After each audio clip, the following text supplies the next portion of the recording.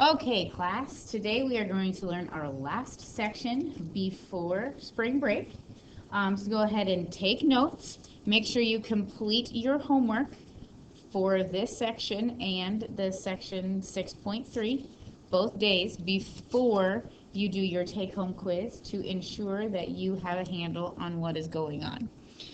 All right, so we worked with operations of vectors, but we haven't really talked about multiplying two vectors, and that is exactly what a dot product is.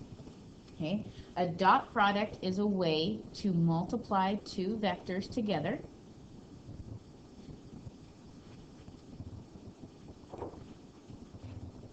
So we have vector u and vector v. And when we multiply them together for the dot product, notice this dot right here that I'm circling. That is the dot product I'm referring to. Oops, sorry.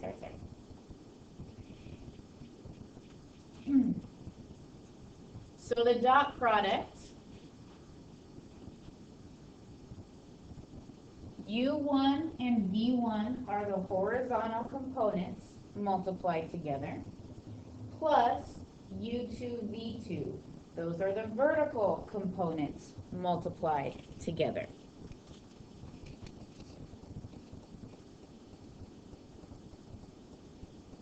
I want you to take note that the dot product is going to be a scalar, not a vector. We're just going to get a single number when we do this.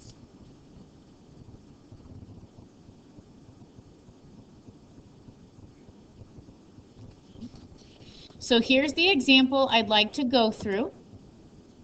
Please go ahead and write it down. Vector v is negative 2i plus 5j, and vector w is 4i plus j. And what we are going to find is the dot product v dot w.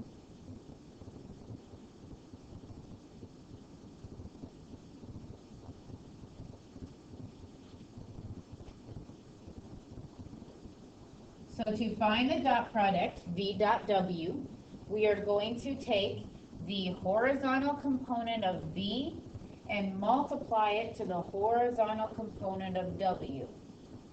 And then we're going to add the vertical component of v times the vertical component of w.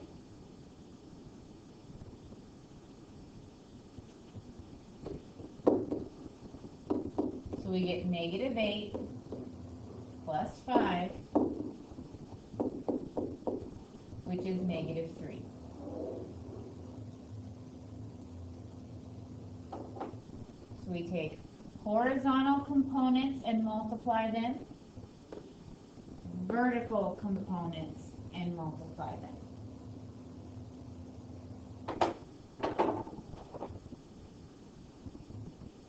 I'll go ahead and give you a second example here. Go ahead and write down that u is the vector 2, 1, and v is the vector negative 1, 0. So if we wanted the dot product u dot v, we would take 2 times negative 1, because those are the horizontal components, plus 1 times 0, those are the vertical components, for a dot product of negative 2.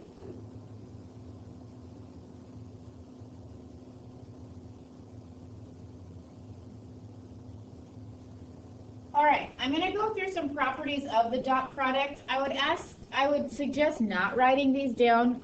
Some of them are going to be what we would consider intuitive. You're welcome to write them down, but they are on page 460 of your book, so if you want to write that down, you can. All right. But I just want to talk through them and explain why they make sense. So the dot product is commutative. It doesn't matter the order in which you take the dot product, you're still going to get the same number. U dot v is the same as v dot u. All right, if you take the dot product with the 0 vector, you're going to get a dot product of 0 because both horizontal and vertical components of the 0 vector are 0, so your dot product is 0. The dot product is like multiplication, so we can distribute it. Here we have the dot product of u dot the sum of v and w.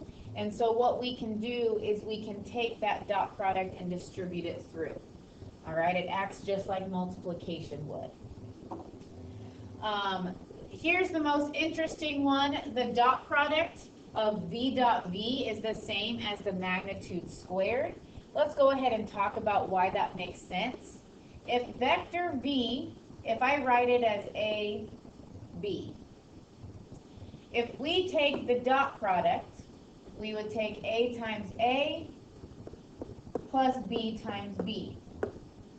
Therefore, the dot product is a squared plus b squared. Now, reflecting on the past 2 days, you know that is what is underneath the radical of the magnitude. Therefore, the dot product is the magnitude squared.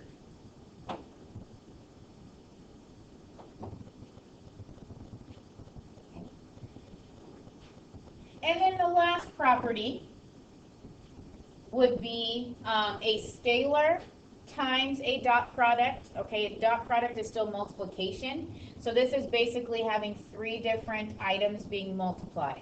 So you have to multiply 2 of them together and then take into account the third.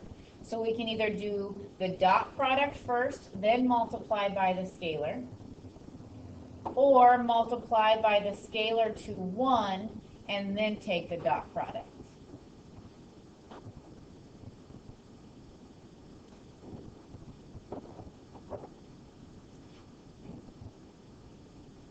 All right, so what kinds of things can we do with the dot product? Okay, we can actually find the angle in between 2 vectors by using this formula right here. So I'd ask that you write it down. Cosine of theta, where theta is the angle in between, is going to be the dot product over the product of the magnitudes.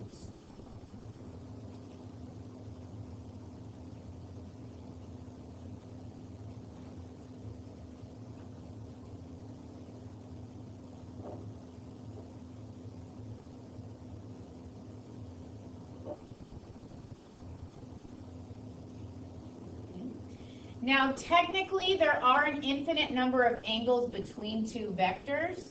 Okay, for example, here I have 2 vectors. Okay, there are a lot of different angles we could use to describe how many degrees are in between those 2 vectors, but this formula will always find the closest. Okay, that's the angle that it's going to find. It's not going to find this one that's more than 180.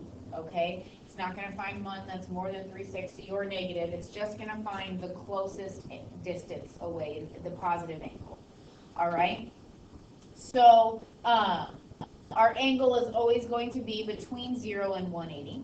Okay, if the angle is 0 or 180, then we would consider the vectors to be parallel. Okay, if the angle is 0, that means our vectors are in the same direction. If our angle is 180, then our vectors are in opposite directions.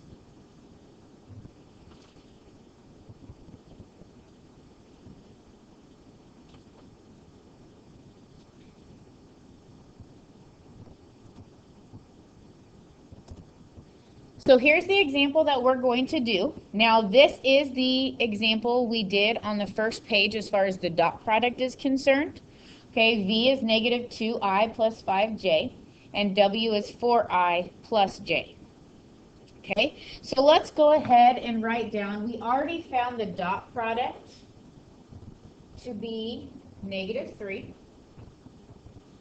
Okay, now we need the magnitudes. So the magnitude of v is going to be the square root of negative 2 squared plus 5 squared, which is radical 29. And then the magnitude of w is going to be the square root of 4 squared plus 1 squared, which is radical 17. So the cosine of theta is going to be the dot product over the product of the magnitudes. You're going to want to be careful when you put this in your calculator. First of all, the cosine of theta equals this. So you're going to want to use the inverse cosine feature to figure out the angle. Now, since you have a product in your denominator, you're going to want to put that in parentheses. Okay? So go ahead in your calculator, take the inverse cosine of that, and you should get theta to be 97.77 degrees. If you don't get that in your calculator, have somebody help you. Now, does our answer make sense? Let's go ahead and graph these. Vector V is negative 2i 5j. So negative 2, 1, 2, 3, 4, 5. Here. Jessica Lyman, please meet your ride. Jessica Lyman, please meet your ride. Vector W, sorry about that, guys. Vector W is 4ij plus j. So 4, 1. There is that vector. There's vector V and vector W. So the angle in between, does it seem reasonable that our angle is 97.77 degrees? Hopefully, you said yes.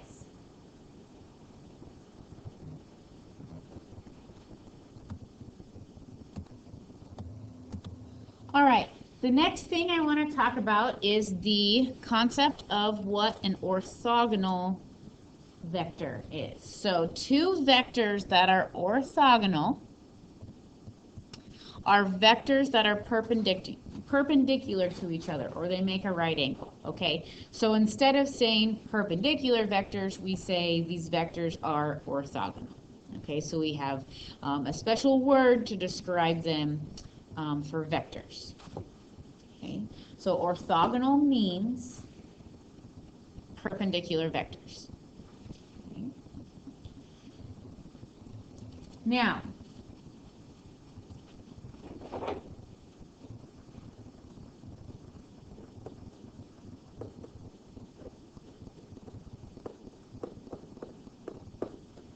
what I want you to do is I want you to think about, first of all, perpendicular means 90 degrees. So I want you to first turn to your neighbor and tell them what the cosine of 90 degrees is.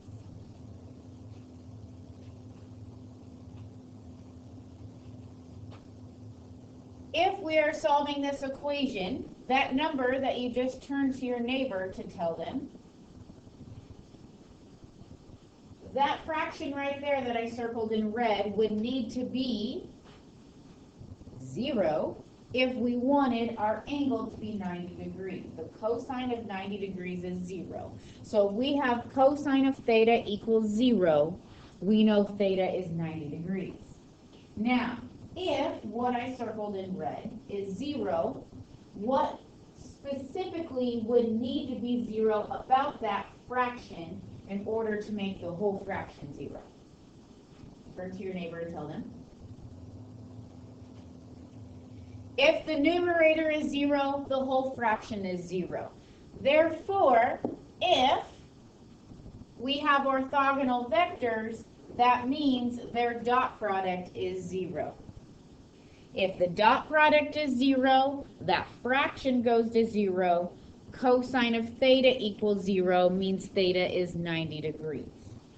So, by just finding the dot product and not going any further, we can determine whether our vectors are orthogonal or not. Okay? So we are going to do that with these two vectors. Vector u is 2, -3, and vector v is 6, 4. Now, I understand that some of you can perform the dot product in your head. However, an answer of yes or no is not sufficient for this question. I need to see that you considered the dot product. Okay? You can't graph them and say yes or no. You can't say yes or no without work. You need to show me the dot product. So 2 times 6 plus -3 times 4, we get 12 plus -12, which is 0. Since the dot product is 0, and here I'll even write it like this, the dot product is 0. That means yes, these are orthogonal vectors. If your dot product was not 0, then no, they are not orthogonal vectors. That is it, okay? You will be asked in your book to determine whether two vectors are orthogonal or not. If your dot product is not 0, all you have to do is say no, and that is it. If it asks you to find the angle, then you can continue and find the angle if that is what the question is asking. Okay. Last concept. Those of you who are in physics know that work is force times displacement. Okay. F is for force, D is for displacement. Up here it's going to say distance. That's what your book has. But I know that we all like to think of it as displacement.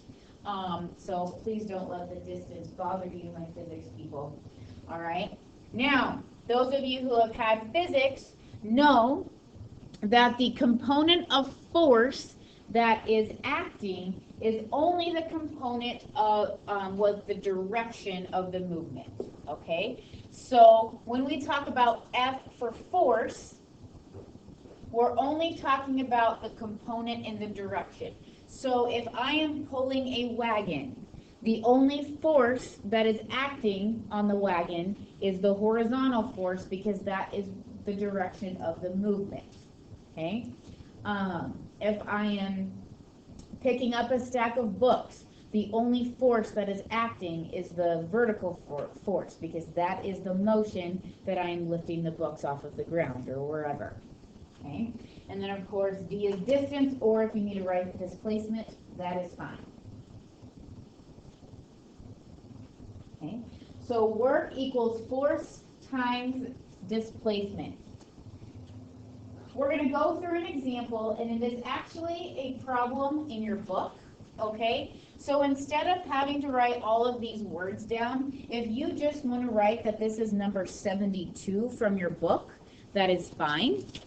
I don't know the page, but it's number 72 from 6.4. Okay, so if somebody knows which page it is, that's fine. Otherwise, this is what we have. So we have a tractor pulling a log 800 meters, and the tension in the cable connecting the tractor and log is approximately 1,600 kilograms. The direction of the force is 35 degrees above the horizontal. Approximate the work done. Okay, so I'm going to draw a picture of a tractor, and it's going to be the best tractor you've ever seen. There's my little driver. Driving away his tractor, okay? Here's the ground. We have a log. And the tractor is pulling that log, okay, at a 35-degree angle. And the force that is on this cable here is 1,600 kilograms, okay? So essentially what you need to think of is that this is a vector with magnitude 1,600 kilograms, okay? Now, we know that a vector has a horizontal and vertical component. Since this log is only moving along the ground, which is horizontally, The horizontal component is the only one that is affecting the movement. Okay? It's not moving vertically, so the vertical component is not moving along. Right? So the force that we are worried about is the horizontal component of force. So we find the horizontal component by taking by taking magnitude times the cosine of the angle. And then the distance that this log is moved is 800 meters. Okay? Our force is in newtons, our distance is in meters. So when we find work, force times distance, we are taking a force of 1600 times cosine of 35 degrees newtons times 800 meters. When we plug that into our calculator, we get 1,048,514.62. Okay? And I'm sorry, I've been saying newton, and it's really kilograms, right? I'm sorry for that confusion. It does say kilograms, okay? So our force is in kilograms times our distance is in meters. So our label is kilogram meters. Okay? There will be a couple work problems in your assignment. And I believe, if I remember correctly, at least one of them has a force in pounds and a distance in feet. And so that label would be foot-pounds, feet times pounds. I know it sounds very awkward, and those of you who are in physics, you're really not going to like it, and I'm sorry. But there are other units of measurement besides Newton meters. Anyway, that's going to happen. All right, so what you need to do for the remainder of the period, get out your gold sheet. You need to work on the 6.4 homework. That needs to be completed. At the end of the period, you will receive a review and a quiz. You don't have to complete the review, but they are extra problems if you wish to work on before you do your take-home quiz. So make sure you get a quiz at the very least. The take-home quiz is due on Tuesday when we return from spring break. Your work needs to be shown. From now until you get the quiz, you need to have your books open and working on your assignment. We will see you on Tuesday.